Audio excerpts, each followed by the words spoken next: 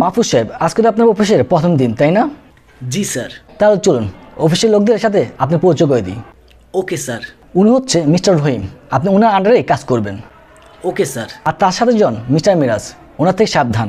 উনি এক নম্বর চাপাবাজ, গিরিঙ্গিবাজ এবং একজনের কথা আরেকজনের কাছে লাগায়। সো বি কেয়ারফুল ওনার থেকে। কি বলেন স্যার? আর ওই যে দেখছেন মিস্টার আবুল, ওনার থেকে খাবার সাবধান। উনি হচ্ছে আস্ত বড় একটা হাঁটি, সম্ভব হলে আপনাকে সেও খেয়ে ফেলবে। আল্লাহ আল্লাহ। স্যার আমার কথা কইবেন না?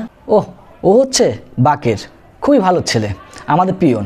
আপনি কোনো কিছু লাগলে ওনাকে বলবেন। Okay sir. শুনেন মাহফুজ স্যার, আপনি একটা সিক্রেট কথা কই, ম্যানেজার স্যারে কইয়েন না কিন্তু। আচ্ছা ঠিক আছে, বলো। আসল চাপাবাজ, গিরিঙ্গিবাজ এবং খাইকে স্বভাব কিন্তু আমাদের ম্যানেজার স্যারের।